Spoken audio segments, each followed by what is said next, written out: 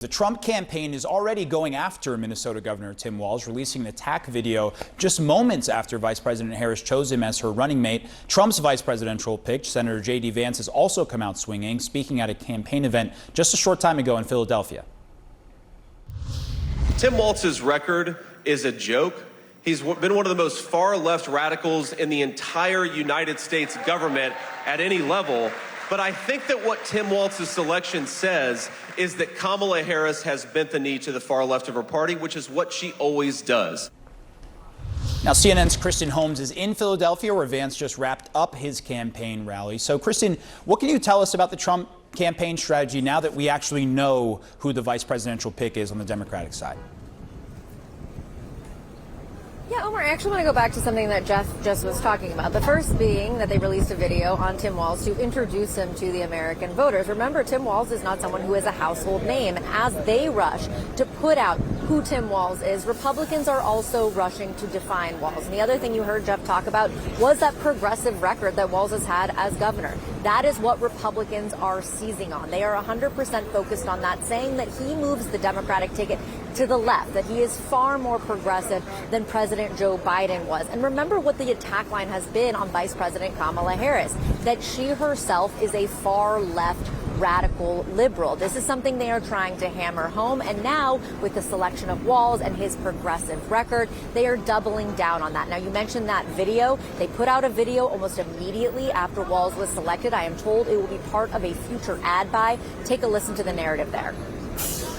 Kamala Harris just doubled down on her radical vision for America by tapping another left-wing extremist as her VP nominee. Tim Walz will be a rubber stamp for Kamala's dangerously liberal agenda.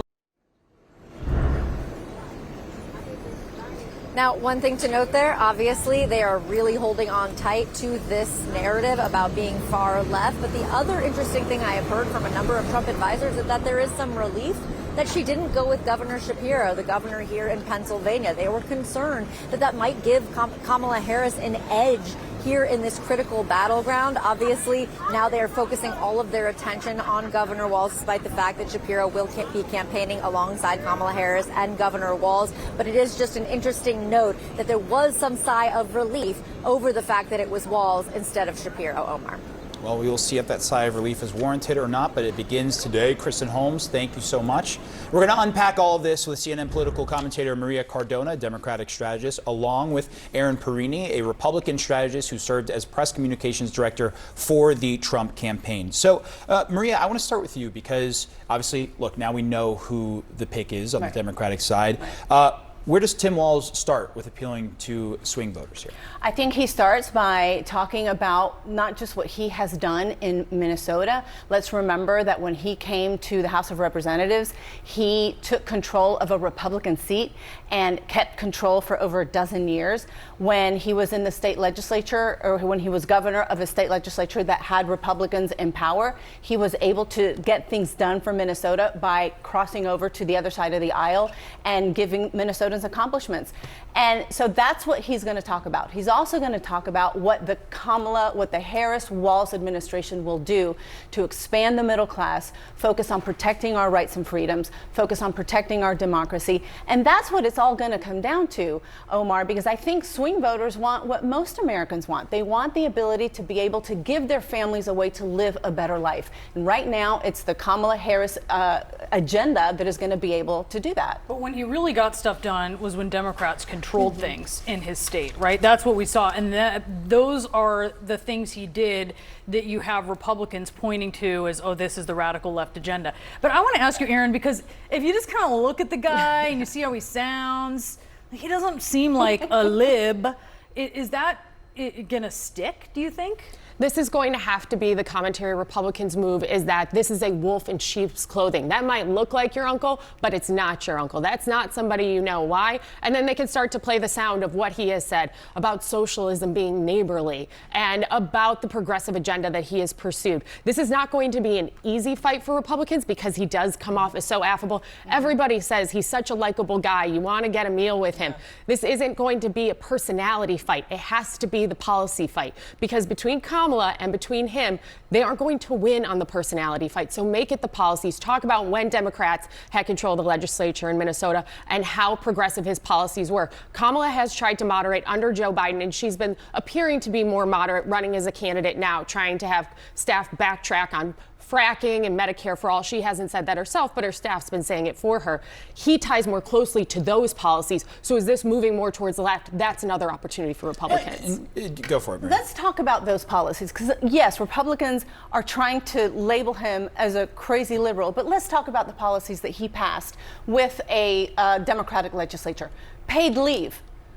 Ivanka Trump was trying to push paid leave under the Trump administration, right? Reproductive freedom. Ask Republicans if that's something that they want to run on front and center and as a top issue. Let's do it. Bring it on. We can argue the same thing about crime. We can talk about the same thing about immigration. Cutting taxes for middle class voters, right?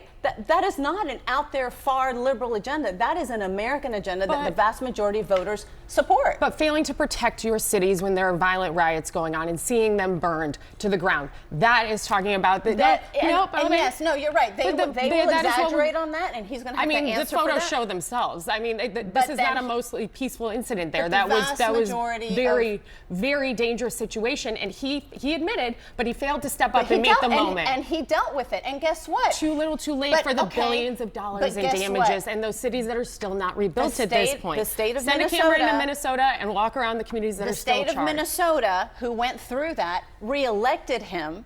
And this is a state that Republicans say they're going to win. I don't think so. It's an Let me just jump in here real quick, because I think, look, it seems like there's ammo. There is ammo. I think it's fair to say. I was there in Minnesota covering those protests. And one thing that I think now, though, is when voters are looking at the picture that Walz is painting for them, not just those in the base, but true swing voters who are trying to decide here, does Walz's history, Aaron, I'll ask you the question, does his military background, does the football coach background, does the Midwest background blunt maybe some of the policy criticisms that are lobbed his way now? It can blunt the appearance of the policy criticisms, but it doesn't blunt the actual policies. Again, this cannot be a personality fight. That is where Republicans will not win, and neither side wins in a personality fight. This has to be on the policies. Just because he looks like your neighbor and your uncle doesn't mean he is. It means that he supports a radical agenda, one that will not benefit the middle class, one that will only drive the economy down, that will raise your taxes. And here's the thing.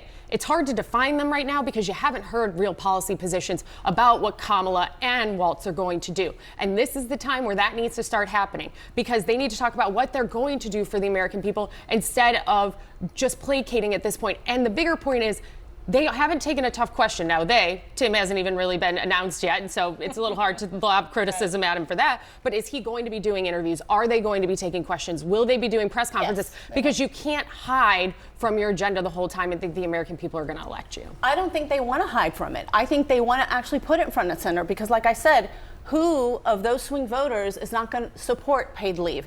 Who of those swing voters is not going to support reproductive freedom? And especially coming from someone who is a veteran, who owns a gun, who understands truly, doesn't pretend to, like J.D. Vance does, understand those small town rural voters that they need to appeal to. Well, let me ask you about this, Aaron, because you said the appearance of some things. Some of these things, it's not just the appearance, right? I mean, decades in the military and the Guard. I mean, this is like the sort of these are like the unsung heroes of the military. Yeah. I mean, since arguably. He was 17. And the football coach thing, he's a sportsman. I mean, isn't that maybe something that does get some folks in the middle who might not give some folks who are disillusioned with Trump, might they just stop for a second and go, that they might not do for like a Josh Shapiro? That's a good hypothetical, but who knows whether or not that's real, because even with Tim Walz being as affable and well-liked as you've heard members on both sides of the aisle say about him, people don't vote for the vice president. They vote for the top of the ticket. And so at this point, you have to use his policy positions, lump them in with Kamala, bring back who she was in the 20 cycle, talk about how progressive and how left she was, and say this is the ticket. Kamala's been smiling this whole time and has been extremely loved by the media, but this is what they actually want to do to the country, and this is the direction they want want to take them in. And when you talk about paid family leave, yes, the Trump team can blunt that. How? We tried to pursue it in the White House. These are things that we've worked on as well. If you want to talk about service, J.D. Vance served in the Marines and deployed to Iraq in service of this nation. There is a way to counter each of these punches, and Republicans have the ability to do it. When it comes to the Second Amendment and firearm use, I mean, when it comes to J.D. Vance was a Marine, and Donald Trump has been endorsed by the NRA for years. Again, all of this can be the same, but to your point here, people vote top of the ticket. So some voters might say, ooh, maybe he's a little bit better, but I don't think that'll actually sway a voter. I think what you're describing, I think is an example of how afraid they are, because they have to caricature both Kamala Harris and now Tim Walz, and that's not going to fall with credibility.